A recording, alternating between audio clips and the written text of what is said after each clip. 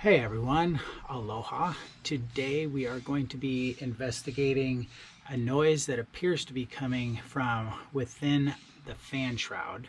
And it could be the fan, it could be the bearings, it could be something rubbing in there. But it's something that I'm going to need to address. So I'm going to do, the engine is in the car right now. Apparently there's ways that you can do that with the engine remaining in the car, but for a few reasons I'm going to do kind of a hybrid where I partially remove the engine and lower it down enough where I can pull the fan shroud off and repair it that way. So there's a few things that we're going to get to first before we get to that point. So let's check. All right, so this is an engine that I recently purchased off of Craigslist, used engine, obviously no warranty or anything like that. I finally got it assembled and put inside the 1974 Volkswagen thing, and there were a couple of things that I probably should have paid attention to. One, I don't know if you can see, but down there you can see in the oil the little bits of sheared off metal down there, little metal shavings. So that should have been my first hint that something was going wrong. And then also when I was spinning this, I could almost feel like something was kind of rubbing a little bit in there, and I didn't address that, and I should have before I put the engine in. But when I start the engine, it makes a pretty awful sound. I've heard worse, but there's obviously something rubbing inside there. So we're going to check it out. So this is what I was trying to show you. That's your thermostat underneath here. You need to disconnect that or you won't be able to pull the fan shroud off.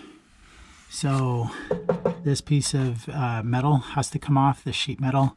That comes off, and then the bracket, disconnect the bracket, and you should be able to unthread the thermostat. That I decided to partially remove this engine, or pretty much all the way remove it, just leave it underneath the car, is I'm imagining that it's going to save a little bit of frustration.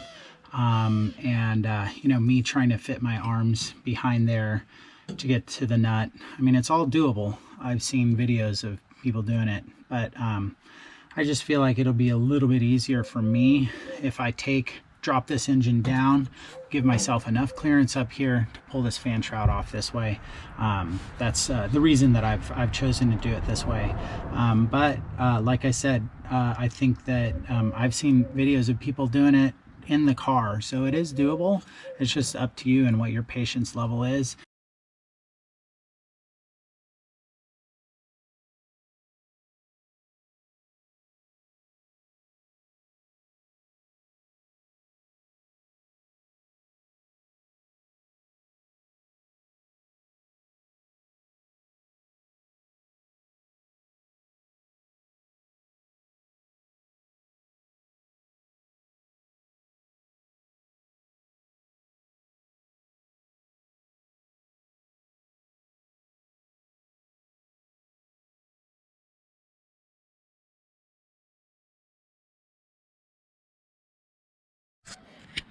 Earlier I mentioned the thermostat, which is underneath the engine, but the reason you have to disconnect it is there's a connecting rod, a vertical connecting rod that attaches to your flaps, your cooling flaps inside here, and it goes down through the tin. And I just want to kind of show it to you underneath here. I've got everything kind of disconnected, the bracket off, and then this is threaded onto that rod. It comes off, and then there's the rod that goes up through the engine tin, or I'm sorry, the cylinders, and then connects inside the fan shroud. So if you are going to plan on lifting that guy up and off, this has to be disconnected, otherwise obviously it's not going to fit. I'll give you an idea of the sound that I was hearing. You can hear it it's pretty substantial.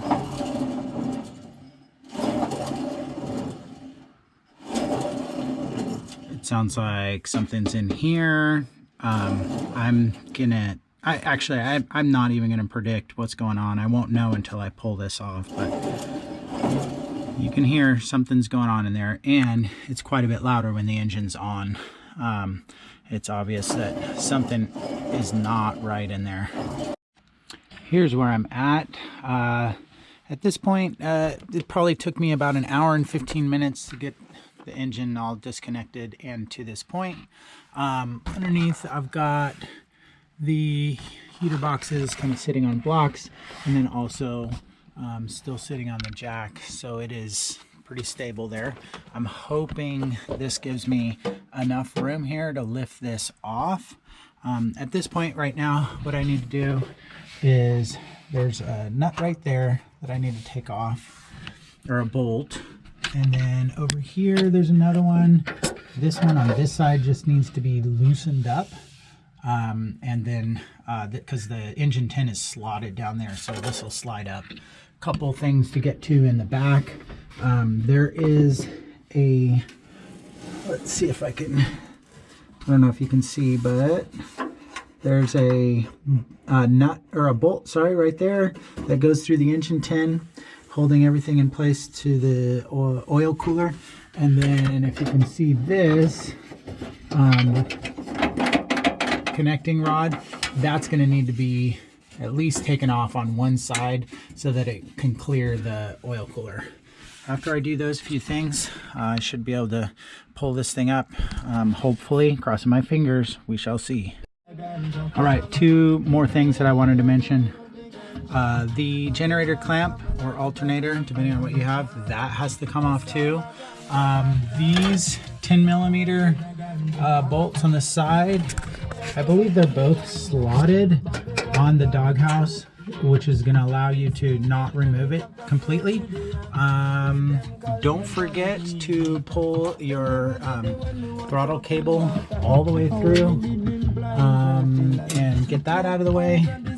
And your bolt going into the oil cooler is right back here. That's removed.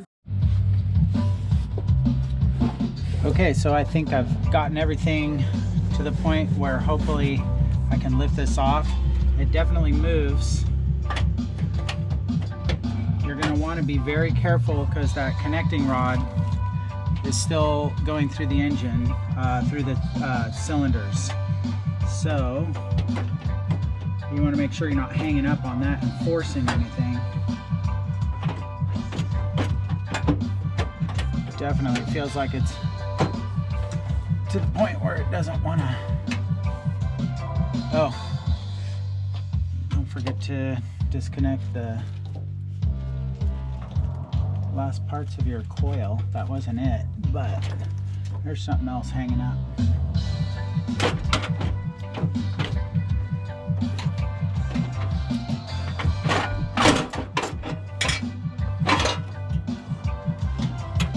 Okay, full disclosure, that was a total waste of time. I thought I was going to kind of cheat a little bit and leave it in the engine compartment and just lower it down and I could kind of get to everything.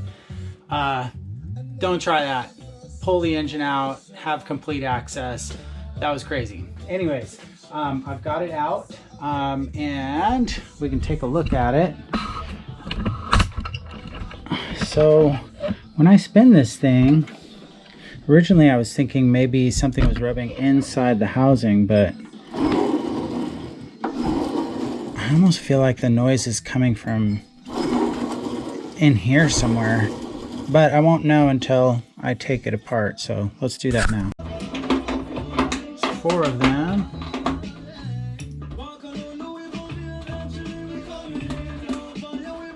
I'm so curious what this looks like in here. If there's evidence of rubbing or if it's just going to be a big mystery. I feel like there's got to be, because it was all those metal shavings that I was looking at, kind of stuck on the oil in the engine compartment. All right, so I definitely think it's the generator. I see 0 evidence of anything rubbing in here. It looks like it's freshly painted black, so I mean it would stand out pretty pretty conspicuously if it was rubbing or scraping in there. There's no evidence on here at all of anything rubbing, scraping, any metal shavings. But when I spin this, I can hear, I feel like I can hear strange things happening inside there. And actually some shavings right there. So I don't know if something's happening inside there where it's grinding. I am not sure. So I certainly feel foolish here because there is zero evidence in this at all that there was any scraping or any contact whatsoever inside here. So bad news for me, or I don't know, maybe it's good news. It's kind of a mixed bag. I do need to replace the generator because the noise, obviously the bearings are shot or something's going on in there. And the unfortunate thing is you can fairly simply replace the generator with the engine in the car. So I made a whole ton of extra work for myself, unfortunately. So now I'm just waiting for the new generator to come. This is a Bosch, made in Mexico, and nice and new and shiny. And I am going to disassemble this guy, making careful note of, you know, how many spacers I have in here, how the special nuts go, and also keeping in mind the orientation of the vent in this piece. Apparently that's supposed to go down. So anyways, I'm just gonna carefully disassemble this and put it right onto this guy. And all right, I've got this partially assembled now. It had 2 shims on it, so I'm going to replace those 2 shims. And I'm going to get ready to put this back on. There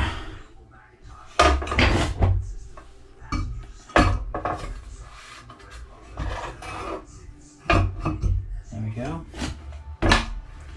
Along with the special washer, curve goes out. That pops on there just like that. And this is going to go on.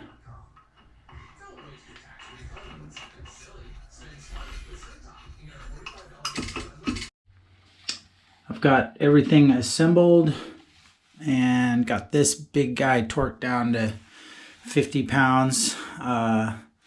And just comparing the noise to the last one, I think definitely found my problem. The bearings were probably shot in that thing. So nice and quiet. Here is where I'm at right now. Finally got this engine reinstalled many hours and days later, and static timed just to get it started. And I am really crossing my fingers that when I start, the crazy noise that was emanating from within this generator is no longer happening. Fingers crossed. That was a lot of work. Come on.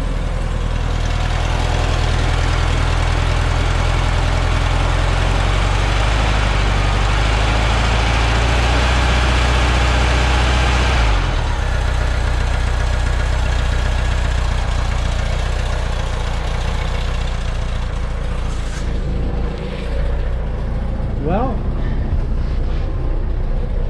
that was a lot. Don't make the same mistake I did. If you have noise in your generator or fan, check your generator first. I could have saved myself a lot of hassle with that. Also, don't do what I did and try and partially disassemble your engine underneath your car. That was a ridiculous idea, but you know what? Sometimes you got to try these things. Hopefully you learned from my mistake. And I don't know, maybe there was some things in here that were helpful to you as you try and diagnose crazy sounds coming from inside your engine. But anyways, that's it for today's video. I'm glad my engine started. I'm glad there's no more generator noises or fan noises or anything like that. So anyways, thanks for watching. Leave a comment if you'd like. I'd love to hear from you. Press that like button. And we will see you next time. Aloha, mahalo for watching.